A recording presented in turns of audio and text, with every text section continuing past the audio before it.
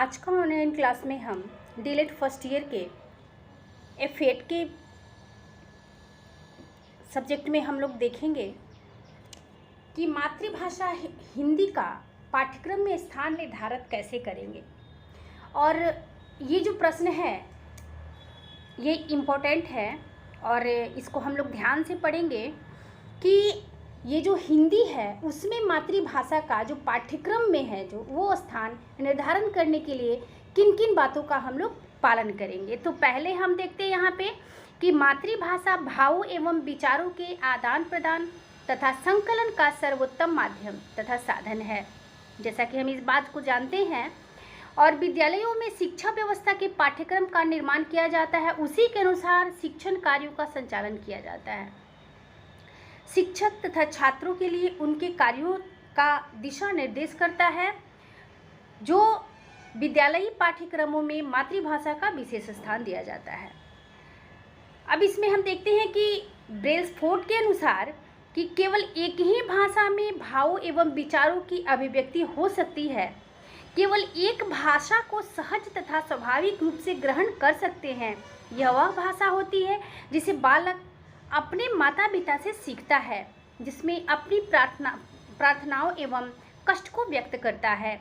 अन्य किसी भाषा को शिक्षा का माध्यम बनाना छात्रों के लिए और सीखने के लिए जो छात्र सीख रहे हैं उनके लिए पंगु यानी दिव्यांग है, अपंग है ना, पंगु है।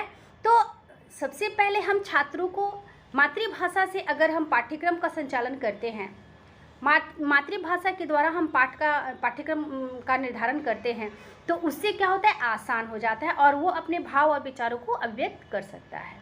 जिसमें हम कुछ बिंदुओं पर ध्यान देंगे और वो बिंदु हम पहला बिंदु देखते हैं कि मातृभाषा की शब्दावली जातीय संस्कृति तथा इतिहास का होता है। इसके माध्यम से बालक का बहुमुखी विकास होता है। बालक का विकास भाषा की क्षमता पर निर्भर होता है और बालक अपने स्थायी भाव संवेगों तथा मूल्यों का मातृभाषा से घनिष्ठ संबंध उसी से जो है घनिष्ठ संबंध होता है जो उसकी मातृभाषा होती है। दूसरे बिंदु पे देखते हैं कि बाल मनोविज्ञान का माध्यम तथा साधन मातृभाषा की शिक्षा ही है और बालक के अपने भावों विचारों तथा मौलिकता का विकास मातृभाषा पर ही निर्भर होता है। बालक मातृभाषा को स्वाभाविक रूप से सीख लेता है। बालक बोलना सीखने में अपनी माँ की भाषा का अनुकरण स्वाभाविक रूप से सीख लेता है और विद्यालय में बोलने वाली भाषा को परिष्कृत किया जाता है।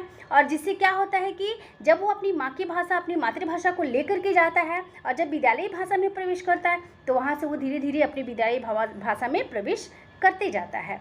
तीसरे बिंदु पे ध्यान देते हैं, विद्यालय में सभी विषयों का ज्ञान तथा बोध जो कराया जाता है वो मातृभाषा कराया जाता है और दूसरी भाषा के माध्यम से सीखने में ही रटना पड़ता है।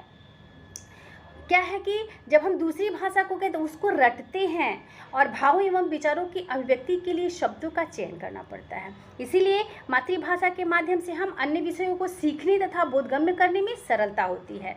इस कारण मातृभाषा का पाठ्यक्रम में महत्वपूर्ण स्थान है और मातृभाषा जीवन का अनिवार्य पक्ष है। जीवन पर्यंत संप्रेषण में मातृभाषा का ही प्रयोग किया जाता है। चौथे नंबर बिंदु पे देखते हैं कि बालक इसी भाषा में बोलता है, सोचता है, सीखता है, लिखता है और यहाँ तक कि स्वप्न में मातृभाषा में ही देखता है और उन स्वप्नों का वर्णन करता है। शिक्षा की प्रक्रिया और शिक्षण अनुदेशन तथा शिक्षण में महत्वपूर्ण स्थान है। तो मातृभाषा शिक्षा से ही अच्छे नागरिक गुणों का हम विकास कर सकते हैं। मातृभाषा से ही चिंतन सूझबूझ की क्षमताओं का विकास होता है। पांचवें बिंदु में है कि मातृभाषा के माध्यम में शिक्षा की प्रक्रिया का स्वरूप मनोवैज्ञानिक सिद्धांतों पर आधारित होती है। इसमें ज्ञात से अज्ञात की ओर तथा सरल से कठिन की ओर सूत्रों को प्रयोग किया जाता है।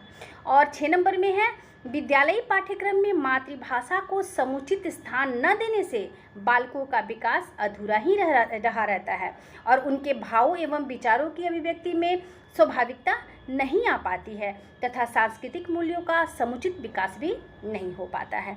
तो सामाजिक तथा पारिवारिक मूल्यों का विकास भी नहीं होता और इसी के द्वारा राष्ट्रीयता का भाव, देशभक्ति की भावना का विकास भी संभव नहीं है। इसके लिए मातृभाषा का होना आवश्यक है। 7वें नंबर पे है कि मातृभाषा के माध्यम में से जो ज्ञान दिया जाता है उससे बालकों की अंतःवृत्तियाँ जागृत होती हैं, सजग होती हैं और अनुभवों, विचारों की विकास और चरित्र के विकास में उसे सहायता मिलती है। मनोवैज्ञानिक तथा शिक्षा शास्त्रियों का मत है कि बालक की शिक्षा का मातृभाषा से ही आरंभ होनी चाहिए और प्राथमिक स्तर पर दूसरी भाषा का आरंभ करना उतना उचित नहीं है, क्योंकि भाषा सीखने में सरलता लेने से पश्चात ही दूसरी भाषा का भाषा सीखना वो अत्यंत क्या है, सरल नहीं है। और मातृभाषा के द्वारा यदि सीखते हैं तो हम आसानी से दूसरी भाषा सीख लेते हैं। एक भाषा सीखने के बाद दूसरी भाषा को सीखने में सरलता होती है। अतः कक्षा 6 से ही द्वितीय भाषा का शिक्षण आरंभ किया जाए और शिक्षा आयोगों तथा समितियों ने भी इसी प्रकार की संस्तुति की है कि हम जो क्या करें, विद्यालयों में मातृभाषा के बाद वो कक्षा 6 में जब जाए तो वहाँ से हम द्वितीय भाषा का शिक्षण आरंभ करें। 9वें बिंदु पे है कि परीक्षाओं का माध्यम, अनुदेशन का माध्यम तथा बोलचाल का माध्यम विद्यालयों में मातृभाषा ही होनी चाहिए। आज देश में जो परंपरा दूसरी भाषा अंग्रेजी को प्राथमिकता दी जाती है उसके परिणाम भी अच्छे नहीं हैं, क्योंकि छात्रों को अपनी मातृभाषा का ज्ञान अधूरा रहता है और विकास भी अधूरा ही रह जाता है। तो छात्रों के वाचन 10वें नंबर पे है कि छात्रों के वाचन और लेखन में पाठ्य वस्तु का ज्ञान होता है, तभी उसकी अभिव्यक्ति की जाती है। इस प्रकार मातृभाषा में साहित्य एवं भाषा दोनों का ही क्या है, समावेशन है। तो हम कह सकते हैं कि मातृभाषा से प्राथमिक शिक्षा देना अनिवार्य होना ही छात्रों के विकास की दृष्टि से हितकर होता है। तो पाठ्यक्रम में मातृभाषा अभिन्न अंग होता है उसका, और शिक्षण, अनुदेशन, प्रशिक्षण तथा परीक्षा का माध्यम मातृभाषा होना अपेक्षित है। इससे अन्य विषयों का शिक्षण तथा उनका बोधगम्य कराना सुगम्य हो जाता है। थैंक्स।